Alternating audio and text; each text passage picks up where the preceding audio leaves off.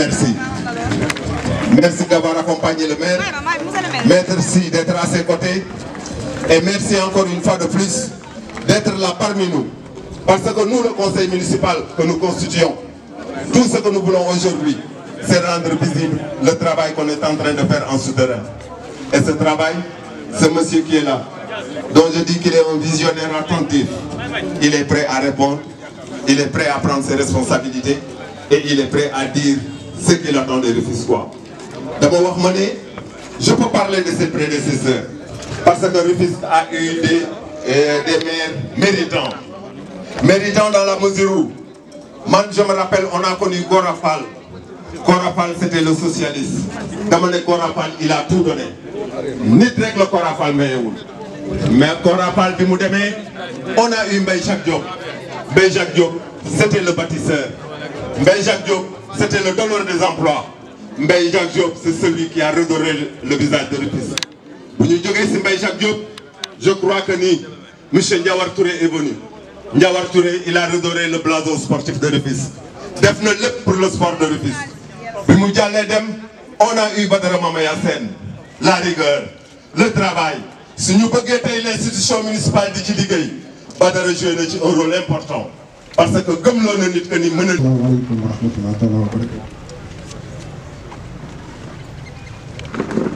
ñu sant suñu borom bu baax a baax moom mi ñu may ñu fekkee ndaje bi di ko sant boo xam ni amul fu mu yem moom mi ñuy baaxee yàlla may ñu ñun ñëpp ñu ànd ak tal ba mën a fekkee lii di sant aussi ñi ma àndal ndax liggéey bi may def dama ci am ñi ma ci àndal ñi ci njëkk mooy bureau municipal bii ma wër lépp lu ñuy def ñoo koy defandoo ñoo koy waxandoo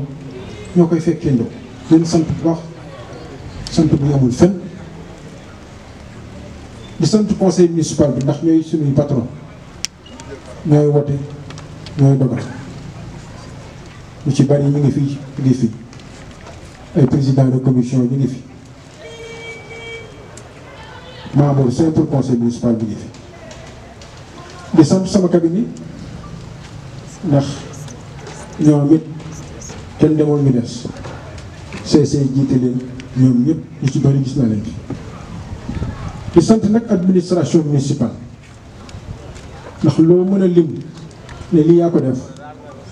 nga la di nga jiital ni bu yow ci sa bopp yaa jóg di futteeku di gas ak di suul di nacc di nos dafa am ñoo la koy defal kon dinañ sant bu baax a baax di sant presse bi ndax lii ñu bëgg a def tey presse daf ci am wàll bu rëy ndax dañu bëgg janook askan bi wante askan bi ñaar la mooy askan bi fi teew ak bi fi teewul mooy askan bi nekk fii Tëngéej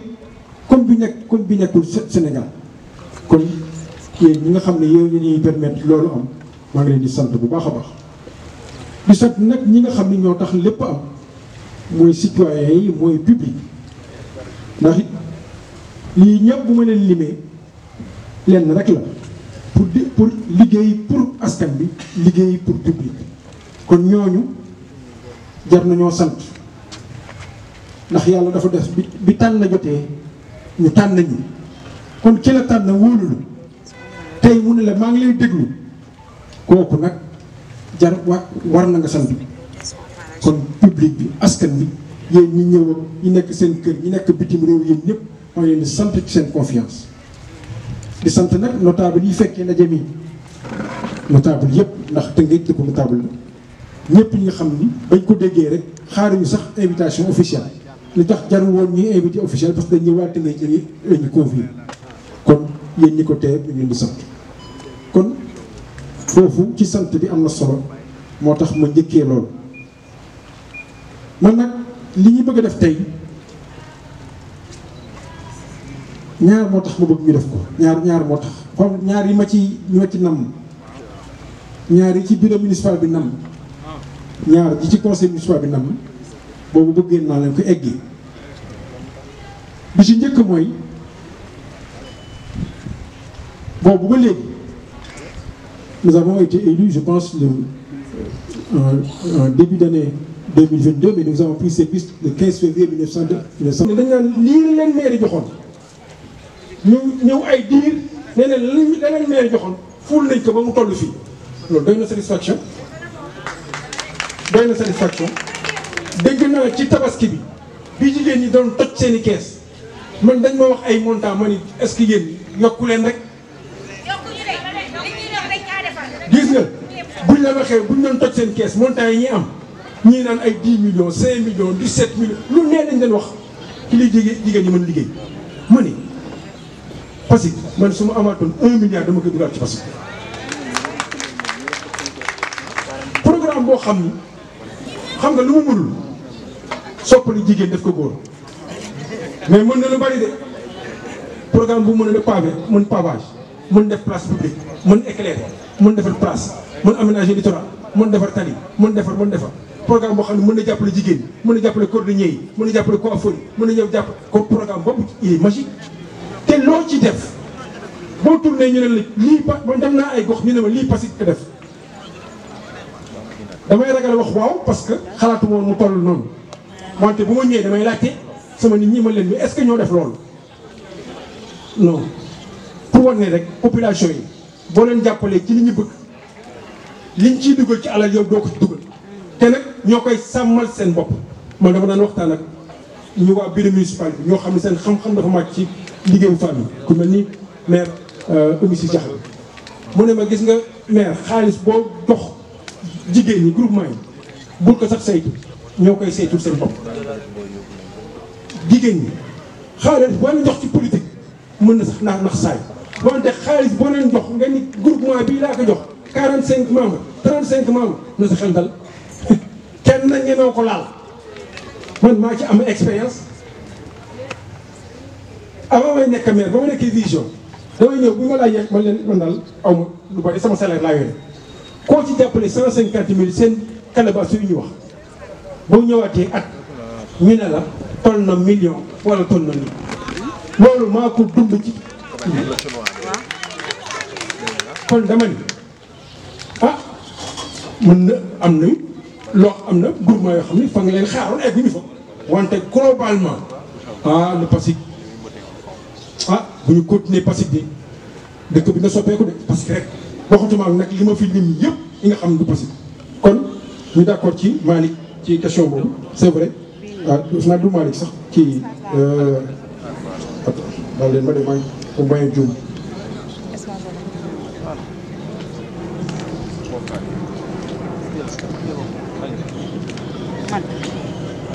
donc Yaya si Mbengue moo posé une question boobu muy wax aussi seen dossier Passy ndax ñoom wax na dëgg bi ñuy tàmbali Passy bi ñuy demee ci jigéen ñi ci wàllu économie locale jigéen ñi lañ gën a jàppale ci microfinance ak transformation après lañ commencé jàppale corps de métier yi xoolal bi ñuy jàppale travailleur cuir boobu ñoom seen biir am na machine boo xam ne mënuñu ko woon amuñu woon xaalisam individuellement ñun ñoo leen jàppale ñu jënd machine bi jële ko Chine indi ko fi Sénégal jàppale nañ tailleur yi coiffeur yi càkkaatamaan et ainsi de suite wax na dëgg menuiserie métallique yi bokk na ci prochain acteur yi menuiserie métallique coiffeuse yi ñoom ñëpp bokk nañ ci prochain acteur yi xam nga tax ñeew ñu am métier neex a jàppale ndax ñooñu koo ci gis am na ay apprenti fa muy liggéeyee donc formateur te koo ci gis entrepreneur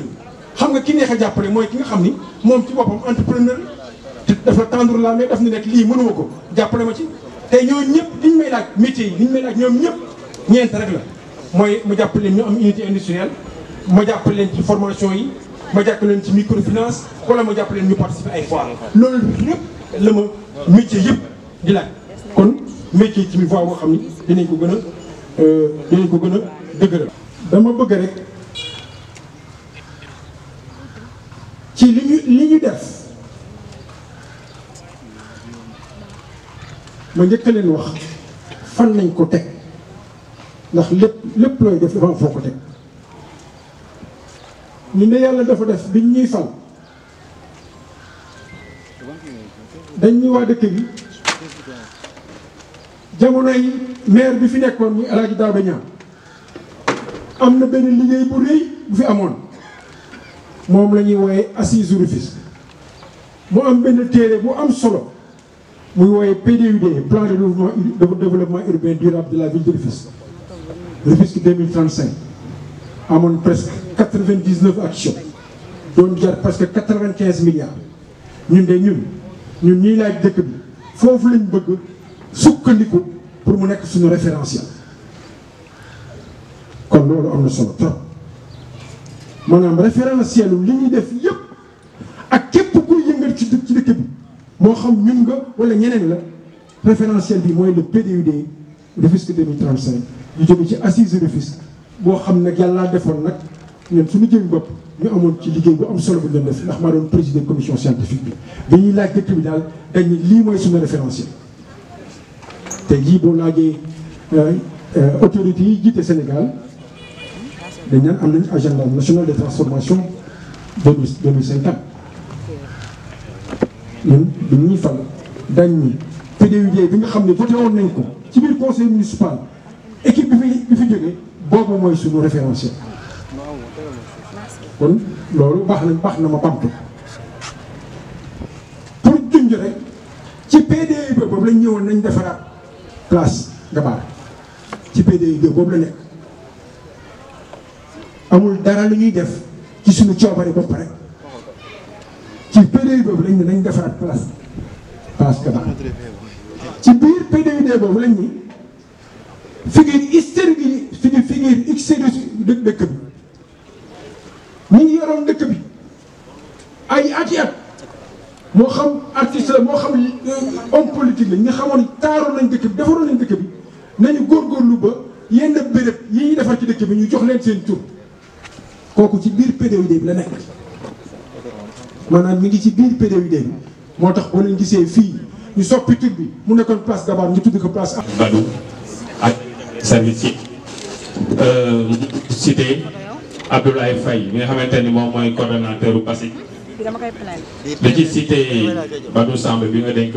Palme man ci cité docteur Issa ak tous les autres li tax ma leen di cité moom mooy à part Badou Samb ñi ci des ñëpp ci terrain bi laa leen xamee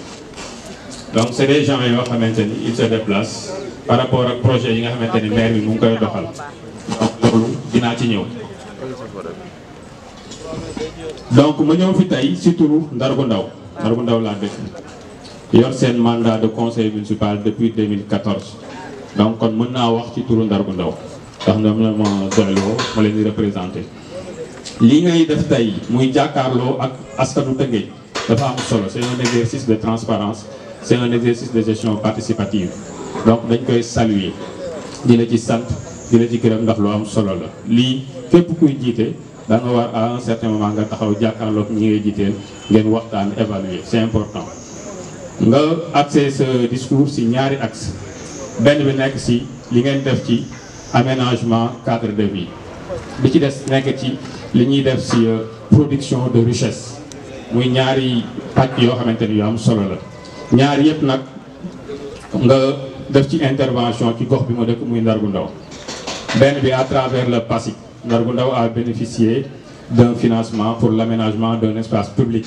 képp ku dëkk Tëngéej bu jaar ci rond-point bi soo xoolee sa ndeyjoor rond-point bi nga gis lamp yi leer nañ gis ay nit ñuy jouer pétanque ci kaw foofu noonu de part et d'autre de la route muy ñaari côté yëpp dañ ko defar li fa nekk yëpp ci xaalisu PASIC boobu lañ ko defaree donc loolu c'est important te Ndargu Ndaw mu la ciy sant di la ci gërëm bu dul boobu it di li nga wax ci production de richesse mooy xale yu jigéen ay jigéen ñi dëkk Ndargu Ndaw ñoo xamante ni dañuy nekk ci ay activités génératrices de revenus muy l'association Kaay Baax ñooñu aussi ils ont pu bénéficier de l'appui du PASIC ñu nekk ci seen liggéey macha allah ñoom it ñu lay sant di la gërëm ci loolu. bu weesoo loolu tamit am na beneen boo xamante ni da nga ko fa def muy bi ñuy def lancement programme d'éclairage bi Ndargu Ndaw nga ko démarré. c'est très important nga ñëw ànd ak sa secrétaire général ak say équipe ngeen ñëw leeral lampe Ndargu Ndaw yëpp dañu changé lanterne yi indi yeneen yu bees ba Ndargu Ndaw fi mu toll nii loolu dafa leer trop ci gox yooyu loolu dafa am solo parce que sur le plan sécuritaire dafa am lu muy joué ñi nga xamante ni dañuy teel a yeewu di xëy dañuy bëgg a jaar fu leer nañ nga xam ne bu ñu xoolee ca kanam dañuy xam ne fii dara newu fi amul benn danger donc loolu dañ koy saluer bu baax a baax. Sur ce plan aussi mën nañu ci citer comme li nga wax sur le plan sportif ASEC Ndargou Ndaw bi ñu dëkk représenté na fi Rufisque sur le plan national.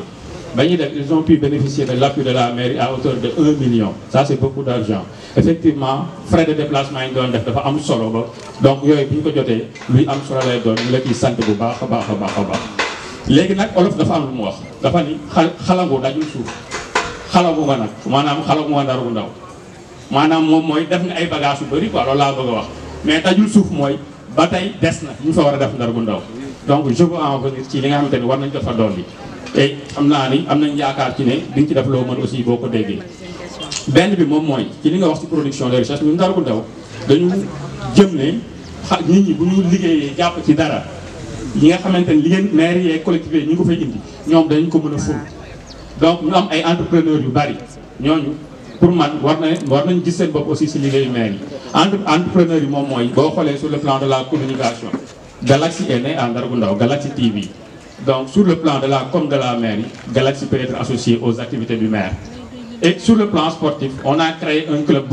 c'est un club national 2. Donc c'est un club qui représente le Rufisque. Et yor turu tëngee sax tudd Umbalam. Gis naa nga féliciter leen bu baax ci réseaux sociaux ñu ngi la ciy remercier ci félicitations yooyu. Mais je crois que c'est un club à accompagner. bu weesoo loolu it dafa am yeneen programme yoo xamante ni fii tamit bii moom xaw ma critique lay doon xaw ma lan lay doon mais en tout cas xalaat la man dama gëm ni maire moom mooy premier interlocuteur état ci biir gox yi parce que yéen vous êtes yéen a gën a jege askan. Amar merci. non mais c'est important grand. waaw c'est important juste 30 secondes juste 30 secondes juste 30 secondes juste 30 secondes juste 30 secondes. juste 30 secondes. non juste 30 secondes. termine sur 30 secondes je t'en prie. Donc je dis monsieur le maire, on a eu à bénéficier d'un programme qui concerne l'assainissement des 10 villes du Sénégal. À ce programme d'assainissement donc on a besoin d'un maire pour voir état pour l'eau parce que c'est important. C'est bon, s'il te plaît. La deuxième chose, c'est que la députation, je n'ai pas compris pourquoi le maire n'a pu aller à la députation. Monsieur le maire. Merci. Didier, coupez-moi le micro s'il te plaît. Merci. Parce que c'est un ancien militaire qui vous parle. Monsieur Abdoulaye Sène, conseiller de quartier de Darou Rahman. Donc, ça va toucher là. Parce que sans une obéissance ou une soumission, aucun pays ne peut se développer, aucune œuvre ne peut se perpétuer. C'est-à-dire il faut que vous respectez li nga xamantene ni mom la ñuy wax à commencer par ki nga xamantene ni moy joxe parole mais à chaque fois bon nit ñi dañu xawa xababa té nak nit ñi dañu bayyi ay soxla ñew ci li wara delu wat ci ay soxla wara demat ci leneen kon nañu respecter le temps c'est très important monsieur le maire ñu ngi lay remercier bu baax parce que li nga wax ni tay yaakaar naa ne en fait c'est un bilan boo xam ne c'est très exhaustif en tout cas kontaan nañ ci bu baax xanaa nga gën a yokk voilà nga gën a yokk dina baax mais man fi may bugg a waxe mooy la restructuration de Darou Rahman kooku lu soxal waa Darou Rahman la j'espère bien parce que mooy tax ñu am des équipements de base wax nga ci li nga xam ne mooy sécurité mun naa wax ne wax nga ci parce que boo waxee éclairage dugg nga ci sécurité mais dafa da nga ci demul bu baax a baax te ñun on subit des agressions de nuit comme de jour à Darou Rahman et on fait 36 000 âmes. Bon, nous le basique, je pense que c'est le financement de la ville. Mais aussi, il fallait qu'au moins le DER, Mandé Moussoumako, Degufi, Moussoumako Sentir, pour le financement des jeunes et des femmes. Bon, donc, je vais terminer. Moi, je demande au nom des personnes de 3e âge pour que nous dimbali ñu ci financement pour les retraités et non retraités parce que nit mun na retraité te am loo xamante ne nii mun nga cee liggéey mais ñun dañu sentirul dara ci loo xamante ne nii mooy suñu maanaam bi ñu retraité ba léegi au fait sentiruñu dara ci financement yi nga xam ne moom la ñuy jox les jeunes et les femmes mais y a le troisième âge aussi donc foofu laa yemale di la remercier monsieur le maire. merci beaucoup. asalaamaaleykum waa Tëngéej vraiment dama log bëggoon a wax ba ñu ñëwee ñu ne 2 minutes dama xaw a découragé ndax dina bëggoon a tàllal ndax dama am lu bari lu ma wax maa ngi nuyu ñëpp ñu accompagner le maire kon dinañ ko résumer rek ci lu gàtt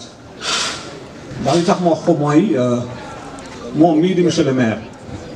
Alaaji Omar Cissé 85 laa ko xam ca la ñu ànd ba mu nekk service technique communal nekk DST kon li ma xam bari na trop te bëggoon naa ko wax fii waa Tëngéej teewee ko waaye comme waxtu yi du ko maye te bëgguma ñu ko coog ma tey damay ñëw rek waxtu représentant wu association bu nekk champ de course su tudde ko les amis de Lazare te maire am réalisation bu important bokk ci fleuron yi nga xam ne tey mën nañ koo teg loxo ci lu ñu def Tëngéej c'est vrai li tax ma bëggoon tàmbali mooy lii muy wax nii ak li muy def yëpp gis-gis la te gis-gis baa nga tàmbali ci vision tous dañoo dajale woon ñun doomi Tëngéej yëpp ak cadre yi wax ne nañu dajaloo pour xalaat lan mooy defar Tëngéej moom mii mu jiite ko ñu def ay séminaire fay ca Koumbalam def ay séminaire ca Sénéfa amul kuy doomu Tëngéej te woowuñ la nga daje ñëw wax sa xalaat wax sa xam-xam tey loolu moom la ñuy exécuter nii à travers suñu jeune frère bële di Ablaye Faye lu mel ni ci programme PASIC parce que dañu waxoon ne dañuy développer quartier yi pour que ville bi mën a développer loolu moo doon démarche ñu ne nañ def antenne dans tous les quartiers de Rufisque mu am cellule vision quartier bu ne dëxëñ sa xalaat ak sa bëgg-bëgg ak la sa yéene nga indi ko ñu def ko benn plateforme boo xam ne mooy nekk démarche Rufisque moom la sànq di wax PUDC bi bu Rufisque c'est l'émanation des quartiers quartiers yi ñooy Tëngéej bu defar quartier yi defar Tëngéej mënoo defar Tëngéej te defaroo quartier yi loolu moo doon idée wu vision Rufisque loolu nag c'est la indee programme bu mel ni PASIC bi ma wax léegi ak PLAM programme yu amul fenn la ci Afrique amul fenn ci àdduna wax na ko léegi amul fenn te damay wax ne logiquement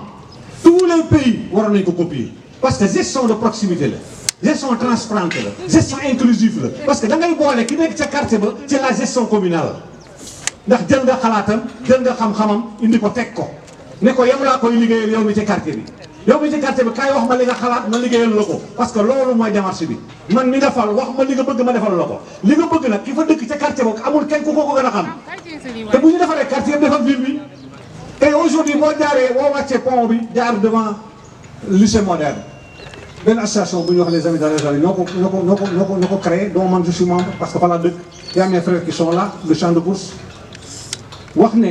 tey fleuron la parce que financement 2 millions bi ñëw PASIC jox dañ cee defar ay bancs yu rafet aménager place bi jënd ay garab jënd sax ay lampes boobu maire bi commencé gul électrification ba ci concession yi ci ginnaaw école bi nga xam ne mos ñu am lampe pas yi bu ñu bëggee génn dem jàkka ja dañu am problème insécurité dañu fa defoon exercice maire bi ñëw appui ñu. merci te man jàpp naa ne programme yu mel noonu bu ñu ko continuer Rufisque sera une ville et la ville la plus en tout cas le plus beau la plus belle ville du Sénégal. mais mu tuuti rek. merci beaucoup fermeture canal bi dans l'histoire dama wax ne dans l'histoire dañu bind ne Omar Cissé moo tëj canal bi. dans l'histoire dinañ bind ne boulevard bii la plus belle avenue du Sénégal Omar Cissé ko yegg bi dama wax bu yemoon ci ñaar yooyu rek monsieur le maire am na bilan de. yemeen sa bilan merci beaucoup monsieur Abdou dinañ la joxaat beneen mandat nga yeggale li ngay def incha allah. merci doyen Abdou. waaw ñu amaale la. jërëjëf monsieur le maire ñu ngi lay nuyu di la ziar di la jox sa wàccuwaay yow ak sa équipe bi nga àndal bala ñoo commencé dañuy féetali suñu ziar ndaxte bi ngay waajal di dem Màkka utoon nañ audience bay waaj a ñëw waaj a ko see ñuy ñaan yàlla lépp loo fa ñaan yàlla na ko yàlla matal exercice bii nga def nag maire da nga koy rafet ndaxte ñun feneen lañ jógee duñ cosaanu fi Tëngéej ñëw dëkk fii def nañ fi 15 ans léegi mun na wax ne Rufisque lañ dëkk ndaxte ñun ñooy cité Colgate boobu dañ ne sortie neuf ñëw ba si Auchan bi à gauche foofu la cité Colgate nekk. monsieur le maire dama guddal li ngay liggéey ñëpp gis nañ ko macha allah ndaxte li la ko permettre c'est supposé wane na ko recrutement bi nga def bu cohérent bi nga xam ne amul parloo ndaxte ñun dañ doon jaaxle wax dëgg yàlla man personnellement dama doon wax fan la ñii di liggéey ak maire nekk ku mel ni monsieur Ablaye Faye ki yor PASIC le coordonnateur ku si mel ni DST monsieur Niass ndaxte ñooñu bi ngay commencé ñun dañ def correspondance wax suñuy besoin ndaxte ñun it xaaruñu kenn pour defar suñu gox dañ mos a ñëw di cotiser pour defar suñu cadre de vie lu tax loolu nag permettre nu ko dañu dëkk si zone boo nga xamante ne dafa wàcc trop ndaxte boo jógee HLM Sokabek pour dem péage ñëpp xam nañ ne foofu dafa wàcc wante la def ba nga xamante ni ñun ñi nga xam ne dañ sës si péage bi pratiquement mun na wax ne ndox ma su ñun la jëm loolu mooy suñu vraiment suñu problème bi nga xam ne moo gën a rëy te biñ ko soumettre tamit par correspondance gis nañ si sa ñaari membre yooyu liggéey si liggéey bu rëy mun naa wax ne parce que premier financement yi mu def ñun bokk nañ ci ñu njëkk a jox wax dëgg yàlla gis nañ njëriñam comme ni la ko waxee buñ deful effort xam naa ne yaa ngi def effort comme li ñuy wax mooy doyewu ko waaye boo si gënul jàpp suñu titre foncier yooyu suñu kër yee ñu jënde 20 millions 40 millions fii ak 2 ans buñ ci gisul benn amélioration monsieur le maire dinañ fa jógee moo tax nag comme ni ma la ko waxee ñun mosuñu toog di xaar def nañ suñuy étude def nañ lépp ba ñu ngi cotiser kër gu ne 200 000 francs pour def benn canalisation boo xamante ne au moins dina aboutir si canalu autoroute à péage bi pour yem ci loolu mun nañ wax ndaxte temps bi moo ñu xoj ñu ngi jéggalu rek ndaxte li ñu bëgg wax yëpp bëri na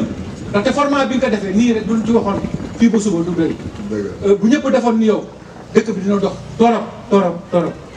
ndax lan recrutement yi nga def comme ni ma ko waxee personnel bi baax na te ñu ngi liggéey aussi ku si mel ni monsieur Ablaye Faye lay wax 3 ans yi ñu financé yëpp duñ toog weer buñ ko gisul buñ ko déggul ñu ngi ci terrain bi macha allah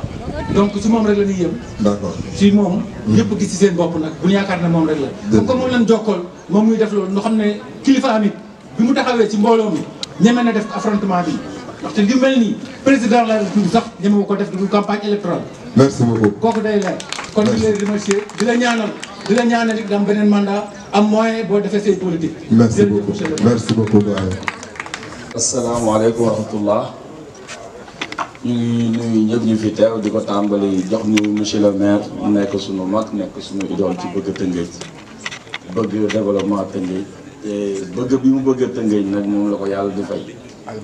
boo gisee jafe-jafe yi Tëngéej amoon avant mu ñëw ak léegi y a un grand progrès ñu nuyu nag ses collaborateurs sans exception di leen jaajëfal di leen ñaanal jàmm ak salaam. man nag je parle au nom du président du conseil de quartier de Léona Chérif depuis 2 ans. quartier Léona Chérif man la ñu jël jox ma conseil de quartier yàlla def quartier boobu ñu ngi fay def assainissement ñu ngi taxawal assainissement ren je peux dire on est à la 4e année pour le reboisement sans cesse ñu ngi quartier bi daaw moo ci mujj presque 100 élèves ñi am CFE ba bac ñëpp on les a primés te yëpp sur fonds propres. dafa am loo xam ne nag dafa am solo parce que ñun quartier bi ci Tëngéej lañ bokk mais li ñuy def bët nag li koy fàtt du ko gis dañuy nekk mooy par collaborateur je les connais tout le monde mais dara gisuñu ko lu fi maire bi def ci biir foofu te nag bu ñu sañoon nag bu ñu ànd ak yow loolu nga taxaw ba nga xam ne li ngay def ci yeneen quartier dañ naan dolli ko ñun nga def fa dara sax ñu gis ko loolu lañ wax dëgg yàlla lii ma tax a jóg nag mooy loolu kese. Je dis parce que c'est un message que la population de Léona Chérif vous transmet. Léona Chérif boo jëlee jàkkee Murit ba Youssou Mbargane kooku quartier gi tuutiwul y a pas de PASIC y a rien n'a été fait donc te nag xaaruñu la ci parce que ñu ngi koy def assainissement bu ñu sañoon nag nga ñëw jàppale ñu si parce que mu ngi dox PASIC bu ñu sañoon nga ñëw jàppale ñu si reboisement bu ñu sañoon nga ñëw jàppale ñu si loolu ñu tax a jóg. Vraiment ñu lay féliciter di la ñaanal jàmm ak salaam. Merci Souleymane. di la ñaanal yokkute jërëjëf. La parole à monsieur Arona. di remercier ñi poser question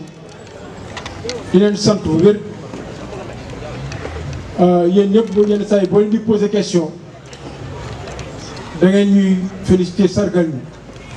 kon maa ngi leen ñu ngi leen di remercier ci loolu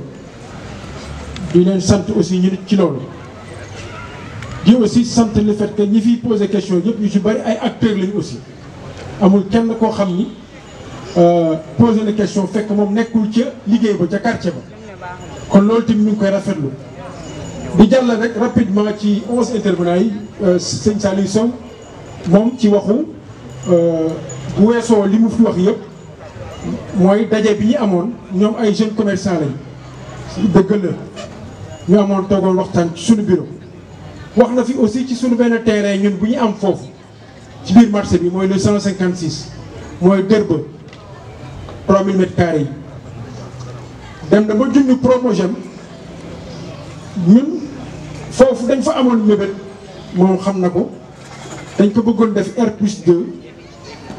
pour au moins jeunes commerçants yi tabliers yi ñenn ñëpp mën fa am ay béréb le projet était estimé autour de 2 milliards 300 projet boobu ñun jébbaloon nañ ko sax Promogem yëg naa ne nag benn jour def naa indi ngeen fi Promogem mais ñun sax soumettroon nañ leen projet boobu bi ñu xamee ni mbir mi jéggi na suñuy moyen kon partenariat ak Promogem nous sommes prêts parce que ñun projet boobu lañ njëkk a tëral pour gën a désencombrer la ville mais fekk ni nag suñu moyen eggu fa parce que am na ñaari terrain foofu benn bi mooy Dërba 3000 mètres carrés beneen bi mooy fii atelier municipal yi nekkoon 3000 mètres carrés aussi kon am nañ fu ñu mën a def dara boobu fekk na ñun amuñu doole fekk na aussi privé yi bëgguñu woon liggéey ak ñun tellement parce que on n'a pas la force donc bu fekkee ni am nañ ay opportunité Promogem ñun ñooy gën a preneur nous sommes vraiment preneur par rapport à ça kon audience bi nga doon wax mos nañ def benn bi ñu jógee ci boobu nag wax nañ leen ni am na protocole bu ñu signé ak toutes les communes ak la préfecture yaa ngi koy junj sànq ñun ñu ngi ci góorgóorlu ñu mën du ñàkk aussi ñu tasewaat jàng seen projet ñu wax leen ñun aussi ni ci xalaat amul benn problème ci loolu parce que ay acteurs ngeen ñun ay acteurs lañu donc merci Saliou ci affaire boobu ci surtout ci désencombrement bi xam naa ne ñoroon leen trop te am ngeen ci ay xalaat waaw Malick mi ngi wax ci réseau acteur santé yi waaw c'est vrai parce que am na ñu mu daj mais ñi des bari na ñun de suñu ambition yàlla ko yàlla mottali mën na ne parce que sànq maa ngi naan bi ñuy tëral Passy dañ ñu 1 milliard 500 la ñuy bëgg def ci Passy bu léegi ñaata lañ ci def 316 millions et il reste 2 ans kon ñaan nañ suñu borom mu dooleel ñu ba nga xam ni fu mel ñu déwén ñu mën def 500 millions peut-être même le premier semestre de 2027 ñu def 500 millions mën na ne ndax gis nañ ni askan bi bëggee programme boobu kon loolu mooy tax ñu daj ñeneen ñi ñu bari dajeeku ñu ñenn ñu bari daje nañ ñu ñenn 116 quartiers mais di nga dem benn quartier bi am 5 groupements kon xam nga ni am na lu ñu war a liggéeywaat ci Passy mais am nañ ci yaakaar parce que programme bu révolutionnaire la d'accord nañ teg yow ci foofu route Santhiaba par exemple route Santhiaba dafa am bi ñuy def conseil municipal bii passé bi ñuy xalaat diggante li ñu état bi jox mu permettre ñu reprendre ñu nar a continuer chantier yooyu ñu arrêté woon dafa amoon xaalis bu des ñu ne soit ñu def tunnel Gendel bi ba Pont Gabin wala ñu jël 200 mètres yu entrée route Santhiaba gis ngeen yéen ñëpp foofu bu tawee nu muy mel ñu ne bon nañ jël tunnel bi bu ñu amaatee xaalis ñu jël 200 mètres entrée wu Santhiaba xam nañ ni tali des na ñun am nañ mébatu tali yu bari wala tali mel ni tali Fass xam ngeen tali boobu mais man daf may empêché ma nelaw tali boobu ça fait 1 kilomètre 50 ça va nous coûter 325 millions bëgg nañ ko defar am na yeneen tali xam nañ yëpp ñaata lay jar tali dàngu bi xam nañ yëpp presque ñaata lay jar wante nag dañu jóge fu sori bu ñu yàlla dimbalee ñu defar juróom-ñaar yi déwén am nañ yaakaar ne sunu waa état bi dinañ tollanti li ñu joxoon ñu defaat yeneen juróom-ñaar ah dañ ci dëkkee léegi mbir mu saafara incha allah bokk na ci suñuy mébét mais amuñu woon moyen pour def ko immédiatement Khadim aussi ñu ngi rafetlu Khadim Amar acteur bu ñëpp xam aussi ñu ngi rafetlu kàddu yi ah li nga wax sànq nga ni c'est vrai wante nañu gën a jàppale entrepreneurs yi defe naa yaa ngi lim sax Galaxy TV. ne Galaxy TV mën nañ liggéey ak maire bi defe naa su ma juumul est-ce que commencé wul sax démb wala barki démb ñu ngi bëgg a liggéey ak ñoom de façon plus structurée yàgg nañ ko mébét nag ëpp na at ëpp na ay quelques mois mais gëm naa ne yàlla ñuy suturaal ba ñu mën ko tàmbali gis nañ seen liggéey bu baax a baax a baax a baax. waaw nee nga programme d'assainissement des digues bi mooy programme bi Macky Sall président Macky Sall defoon fii Tëngéej bokkoon ci Tëngéej amoon ci presque 6 milliards boobu ba léegi programme bi dafa arrêté dafa interpellé nañ état bi bind nañ wax nañ mais dafa arrêté boo demee côté Thiawlène nag yooyu ñu ngi laajte sax ñoom 36 000 yi ñuy joxe woon pour am raccordement nañ leen ko delloo ñun duñu jóg ci bind ministère bind ONAS ci programme boobu ba mu arrêté léegi defe naa léegi mot juróom-ñaari at wala juróom-ñett dafa jéggi dayoo parce que boo demee da nga gis même boo demee cité millionnaire gis nga quartier yi maison yi ñuy raccordé ci kala te demul fenn réseau bi tam mu jëwu fenn kon loolu yi dafa day waar wax nga dëgg kooku ñun li ñu mën def mooy continuer le plaidoyer parce que plaidoyer li tax jamono ji mu am njariñ jamono yii ñun daan nañ wax man daanaa wax assemblée ba xataraayu wante déggin bi aw moon déggin bi ci wat jamono yi de dëgg ay la yéen ñu ngi ñuy dégg ñu ngi may dégg ñu ngi ñuy dégg ñun ñëpp kon jamono yi plaidoyer la nag lépp loo xalaat ni ñun weesu na suñuy moyen état ko war a def xam naa ni incha allah buñ ma ci góorgóorloo ànd ak waa bureau municipal bi ak conseil municipal bi yàlla mën nañ ci may ndaw kon Khadim loolu laa bëggoon indi ci kaddu yi waaw Cheikh wax na dëgg Cheikh acteur essentiel la au niveau de la ville mais da nga jiite ñaari kuréel nekk communication ci PASIC mais aussi nekk président communicateur traditionnel ay partenaires yu am solo la pour ñun. As Keita donc wax na dëgg parce que lu ci bari def lu ci bari même ñu bokk ci biir PDUD bi yenn saa yi dama naan nit ñi ku am jot dama bëgg nga dem lire ñetti document bi ci njëkk mooy séminaire bi Vision Rufisque defoon 2011 bi leen permettre woon ñu choisir ñetti candidat déglu leen ba tànn Macky Sall ñaareel bi mooy ngeen lire protocole bi doxoon diggante président Macky Sall ak Vision Rufisque en 2012 ñetteel bi mooy ngeen lire PDUD boo leen ko lire di ngeen gis le fil conducteur di ngeen gis toute la cohérence de ce que nous faisons defe naa loolu la as bëggoon rappeler Mandiaye loo wax nga dëgg ku nekk Colgate xam nañ défi assainissement bi ngeen am waaw c'est vrai jéem nañ ci yëngatu mais xam nañ ni doyul ngeen dem uti seen projet encore parce que fu population yi ku nekk di joxe 200000 xam ngeen loolu takku la kon ça veut dire que ñooñu li ñuy joxe 200000 ñor na leen toog incha allah on va l'étudier et c'est comme d'habitude nan lañ leen mën a gunge ci mbir mi assainissement dafay enjeu ci yéen li nga ci wax yëpp gis nañ ko ñu ngi koy dund ak yow.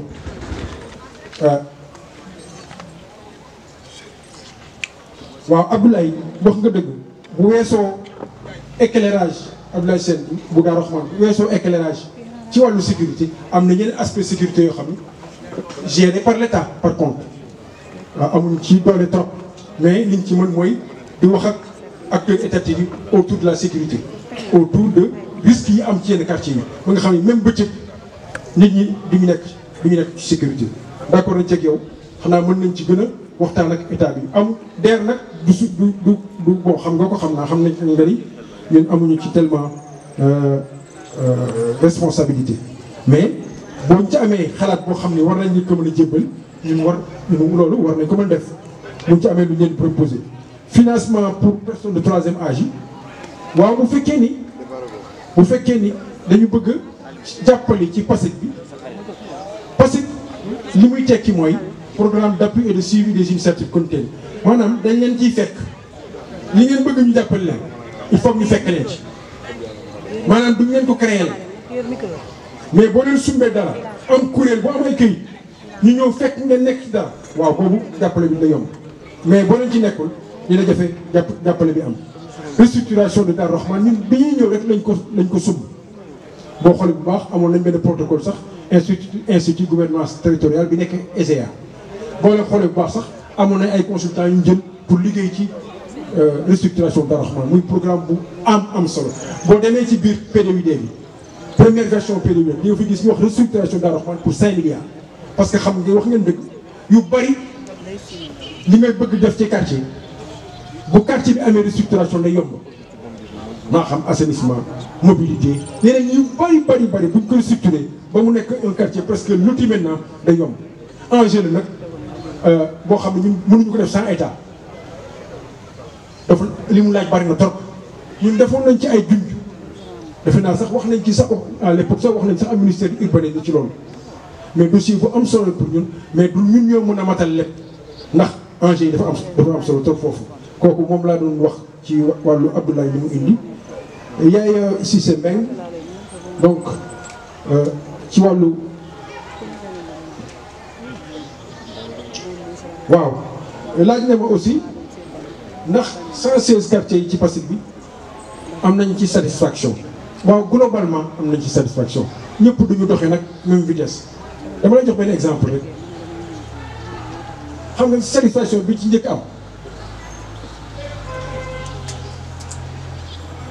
projet yu bari mën naa jël exemple mais dama jël on naan ñu xayma mbir ñu ne 25 millions lay jar wala 20 millions lay jar ñun ñu indi 5-6 millions rek population yi dem mobiliser lii xaalis ak li dul xaalis ba ñu defar loolu ba moom loolu sotti rek dëgg jar na sant boo fa sant yam kooku firnde yi bari na assainissement wu Daaru Xudoos pont wu Jokk comme yooyu firnde yi bari na ay pavage Thiawlène Bout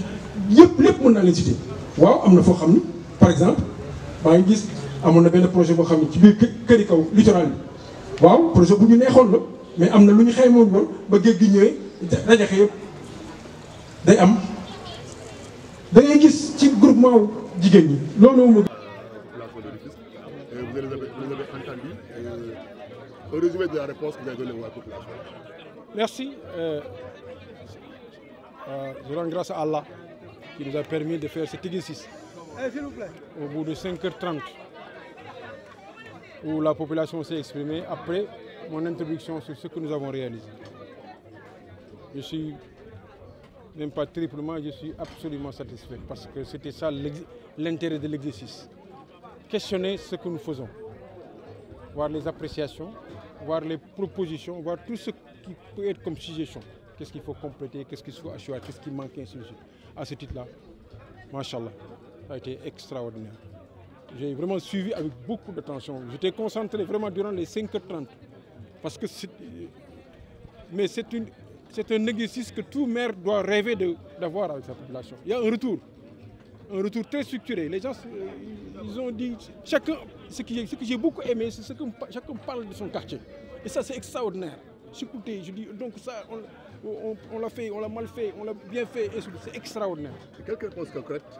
aux questions posées, s'il vous plaît. Quelques réponses concrètes aux questions posées. L'assainissement. Par exemple, oui, par exemple, l'assainissement, certains des quartiers, on a commencé, on a signé des conventions de 3 ans, on a fait un parcours, et la deuxième année, ils disent oui, il faut qu'on continue parce qu'on a fait quelque chose d'excellent. Par exemple, l'année 2025 était très particulière. On a été obligé de prendre du recul par rapport à beaucoup d'engagements sur l'assainissement. Par exemple, ceux qui ont terminé des exercices sur la voirie, qui ont dit même, ils ont même terminé les briques. Ils ont besoin uniquement d'un accompagnement de la ville pour faire le pavage. On a vu que en tout cas, à travers cet exercice, on peut dire que le Passy, c'est fini. On ne peut plus revenir en arrière. On a vu aussi qu'elle est sur les questions de l'éclairage. Ils ont beaucoup salué tout ce qui a été fait dans l'éclairage. Mais en disant qu'il faut qu'on veille aussi à l'entretien dans certains quartiers. Ça, c'est extrêmement important. On a vu aussi que certaines routes, par exemple la route de face, les gens sont revenus là-dessus. Oui, nous savons qu'on ne peut pas la réaliser aujourd'hui. C'est 325 millions. Mais on se dit, c'est nous, c'est notre principal. Donc, ils m'ont conforté dans le fait même que de choisir ça comme priorité. On a vu aussi, certains disent, oui, d'accord, mais vous avez appuyé certains groupements. On a besoin d'autres groupements. Regarde la situation de Darou Rahmane. Nous, on sait que Darou Rahmane, on a intervenu sur le Darou Rahmane centre, mais il reste encore l'Est et l'Ouest. La question de l'Ouest, quand on nous a parlé de l'assainissement, quand on nous a parlé de l'éclairage, oui, moi je suis comblé. Les perspectives maintenant pour le fisc. Oui, je répète, Et je ne le dis pas de façon politicienne, vraiment. Je ne suis pas un politicien. C'est ma ville qui m'intéresse. Nous sommes inscrits dans une phase de renaissance. Il y a le motif, j'en ai la certitude. Peut-être que je connais assez bien, je connais assez bien les villes. Nous sommes nous allons être ancrés dans la phase de renaissance. Nous sommes, nous, ville, pour renaissance, les 4 acteurs doivent aller tous dans la même direction. Vraiment, la ville n'a plus à démontrer si elle est mobilisée au chevet de cette ville. Vraiment, je n'ai plus à le démontrer quand même. Et ce n'est pas moi seul, c'est le bureau municipal, c'est le conseil municipal. On n'a qu'un seul discours, tout ce qu'on est en train de faire, même dans des situations difficiles. Mais il faut saluer que l'État a posé 2 actes majeurs, 2 actes extrêmement importants. Le premier, c'est la reprise, et de quelle manière, et de fort belle manière, 2 immenses chantiers structurants. Vous les connaissez, le boulevard et le canal. J'ai dit que je suis en discussion très avancée avec la SOCOSIM. Ce n'est pas autour de quelque chose, c'est autour de la ville. J'ai aussi dit, et vous l'avez constaté, que dans tous les quartiers, tous ceux qui intervenaient ne disaient pas qu'ils attendaient le maire. Non, non, non. Ils ont dit qu'ils ont fait quelque chose et ils veulent que le maire vienne. Donc les populations sont alignées, les villes, les communes sont alignées, l'État est engagé. Il n'y a pas de doute. Cette ville sera l'une des plus belles villes du Sénégal, Inch'Allah. On va en Wolof. Am ngeen question? Ok, on va en Wolof, vous revenez un peu. waaw xam nga ma ni ndaje bu mel nii ci sant sunu borom bu baax a baax moom mi ñu may ñu fekkee lii yéen suivre ngeen ko comme man ndaje bu mel nii dama bëgg bu mu upp benn maire yokkute rek nga ciy am ndax néew na ngay am possibilité am retour boo xam ni la ngay def ñi ngi koy defal wax la niñ ko gisee wax la li ci manqué wax la li nga ciy yokk wax ci loo ciy jubbanti macha allah man weesu na sama njot moo tax 5h30 mais dama toog di déglu di bind mon administration derrière toog di bind ndax xam nañ ni ñun noonu la ñuy doxalee lépp li ñu fiy def day am jeexital. réponse concrète yoo xam ne jox nga ko tey monsieur le maire. xam nga da ngay xool rek ndaje bi ni mu demee am na lu bari lu ñu wax ci wàllu assainissement am na ñenn ñu ne teel nañu signé ak ñun ñetti at def ko sax ñetti phase def benn bi mais ñu ngi xaar beneen bi wax nañ dëgg ndax amoon na lu fi xaw ci 2025 li fi xawoon 2025 ba suñu laaf xaw a tooy ñu dellu ginnaaw mais confirmé nañu ne loolu fu njar góorgóorlu ci xoolal ci wàllu pavage li la nit ñi wax maanaam am na ñoo xam ne pavé dafa dañ seen i pavé ba taxaw di xaar ndax xam nañ li xew ñu ne kañ la maire di ñëw xam nga kooku nga dem fa dafay li normal xoolal éclairage ñun ñëw ne woon mooy loo xam ne kenn mënu ko négocier on est présent sur les 70 quartiers déjà on a ci quartier il reste quelques quartiers quelques dizaines de quartiers à compléter am na lu ñu fi jàng lu am solo mooy ñu gën a veiller ci question d'entretien yenn éclairage yenn quartiers yi te dama yàgg a wax samay direction ne leen man tabax lu beex bëgg naa ko trop mais li ma gën a bëgg mooy ñu gën a entretenir li ñu am na ñu fi posé même question yenn reboisement yi risques yi ñu ci am parce que dem nañ ba par exemple wala côté Guy Marius ñu ne li ci def loolu yëpp gis nañ ko am na ñu laaj par exemple yenn chantier yi par exemple tali bu bees yenn tali yi nga xam ni ñun dañ ko bëggoon a def dem ba signé marché bi tollu diggante teg ko ci suuf heureusement l'État annoncé ñu dinañ jàppale en investissement certain donc tali yooyu yëpp dañuy yëkkatiwaat ba ci li kooku wax ci wàllu SOFAR dañu ñëwoon bu ñu defee tali tàkku en travaux supplémentaires ñu ñëw def au moins 250 mètres donc ci wàllu muy ci wàllu am na nag loo xam ni dinañu ko dénk mais dadul lu bari ci suñuy compétence ci wàllu école primaire yi ci wàllu école de football yi ci wàllu éclaireur luñ ci mën nañ ko ci def demee noonu mais xam nañu ci la bokk ñun dawuñu compétence transfert yi parce que dañ ne lépp lu ñu mën defal suñu askan rek nañ ko def mais dëgg-dëgg njàngat yi mu am ci 5h30 yi macha allah liñ ci doon ut man weesu na sama njot moo tax nit moom yenn saa yi bàyyil yëpp ci sa loxo sa borom rek. perspective nga am maintenant pour Rufisque. waaw pour perspective mooy gën a dëggal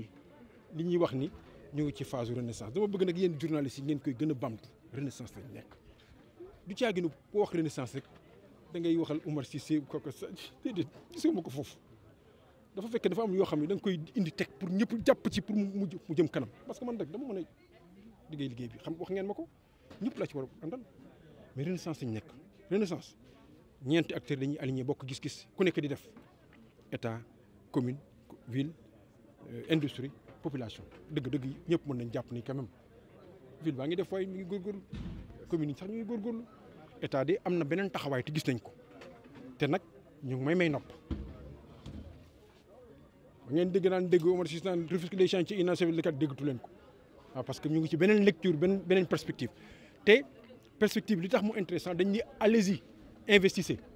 yéen yow Najib yàgg nga xam ville bi xam nga le débat qu'il y a eu dans le passé mu naan wax la ville doit investir ñu ne ma non ville c'est social rek la léegi état ñu doon di non on vous le donne même pas pour le fonctionnement c'est pour de l'investissement investissez donc vous pouvez le faire parce que dañuy gis ñuy investir